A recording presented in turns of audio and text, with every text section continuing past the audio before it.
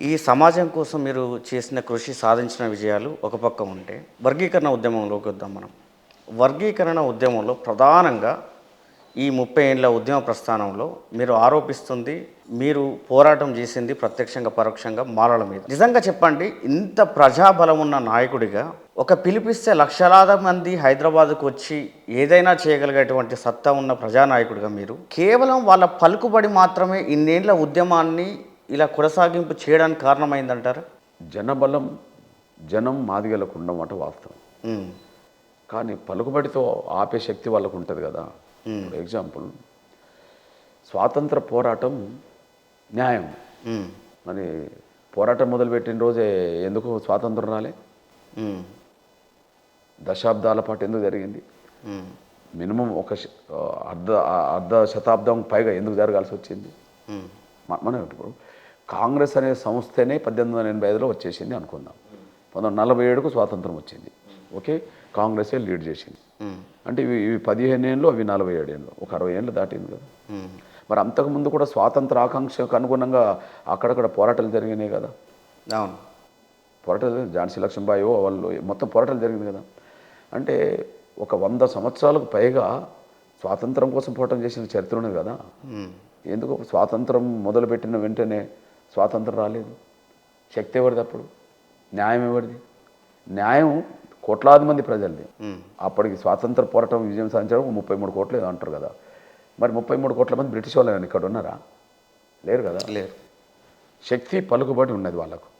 మరి ఆపగలిగినరా లేదా?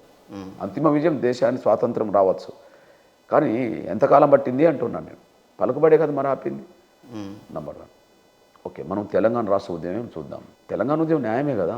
ఉమ్, కదా. మరి 69లో అడ్డంకులు వచ్చినాయి కదా.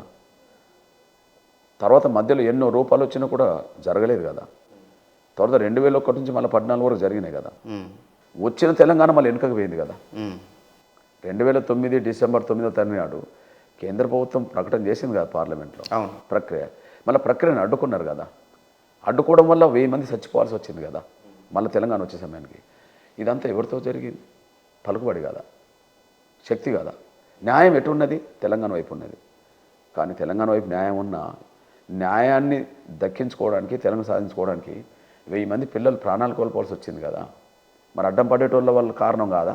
భగత్ సింగ్ ఉరి శిక్ష వేయబడ్డాడు కదా భగత్ సింగ్కు.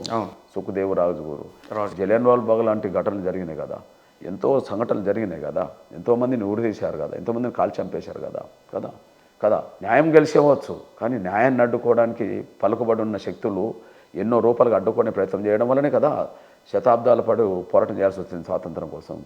ఓకే, తెలంగాణ ఉద్యమంలో 69 రావాలి కదా. పోనీ 2009లో డిసెంబర్ 9 రావాలి కదా ప్రక్రియ. మరి ఇంతకాలం ఎందుకు పట్టింది? న్యాయం ఒకటే సరిపోదు. న్యాయాన్ని అడ్డుకునే శక్తుల పలుకుబడి వల్ల కూడా కొంత పడుతుంటుంది. న్యాయం వైపు నిలబడడం వల్ల అంతిమ విజయం వస్తుంది. న్యాయం కోసం నిలబడితే అంతిమ విజయం వస్తుంది. అందువల్ల మీరు చూడండి, ఇప్పుడు తెలుగు రాష్ట్రాలు ఇప్పుడు 2 రాష్ట్రాలు ఉన్నాయి. అప్పుడు ఆంధ్ర మద్రాసు కింద ఉన్నది. ఓకే, అరే ఒక 90 సంవత్సరాల క్రితమే వాళ్ళు మొదటి సౌత్కు సంబంధించిన మంత్రిగా వేముల కూర్మయ్యనటైన మద్రాసు పాలనలోనే మంత్రిగా ఉంటాడు. ఇక్కడ నిజాం కాలంలో కూడా, నిజాం పరిపాలనలో కూడా మంత్రులు బిఎస్ వెంకట్రావు లేదా శ్యామ్ సుందర్ లాంటి వాళ్ళు నిజాం పరిపాలనలో ఉంటారు. అంటే మొదటి రాజకీయ ఫలాలు, ఆ రాజకీయ అధికారంలో వచ్చిన ఆర్థిక ఫలాలు, ఆర్థిక ఫలాల ద్వారా వచ్చిన విద్యా అవకాశాలు, విద్యా అవకాశాల ద్వారా వచ్చే ఉద్యోగ అవకాశాలు దాదాపు మాదిగలు మేలుకోక ముందే ఒక 5-6 దశాబ్దాల క్రితమే, 6-7 దశాబ్దాల క్రితమే జరిగింది. ఇప్పుడు నిజంగా చెప్పాలంటే 100 ఏళ్ల చరిత్ర అనుకుందాం. మరి 100 ఏళ్ల చరిత్రలో మాదిగలు మేలుకోవడానికే 70 ఏళ్ళు పట్టింది కదా. ఇప్పుడు 30 ఏళ్ళ బట్టి ఉద్యమం జరుగుతుంది కదా. కదా. అంటే ఈ జాతి మేలుకొనే సమయానికే వాళ్ళు అన్ని రంగాలు ప్రభావితం చేసే శక్తివంతులైంది కదా. ఆ శక్తి పలుకుబడితో కదా ఇంత ఆపుకుంటూ వచ్చేసారు. ఒక విషయం గమనించండి, 2004లో వర్గీకరణ స్టేట్కి పోలేదని రద్దయింది అనుకుందాం. దాన్ని వెంటనే అమలు చేయించుకున్నారు వాళ్ళు. అంటే వర్గీకరణ స్టేట్కి పవర్ లేదని అన్నప్పుడు మాత్రం వెంటనే అమలు చేసుకున్నారు. కానీ వర్గీకరణ స్టేట్కి పవర్ అనేది చేసుకోన్న రోజు 6 నెలలు ఎందుకు పడుతుంది? మరి పలుకుబడి కారణం అంటారు. ఇంకా వేరే కారణం చెప్పండి. ఇప్పుడు ఆపడానికి వాళ్ళు సింహగర్జన పెట్టిండ్రా లేదా? అడ్డుకుంటాం అంటుండ్రా లేదా?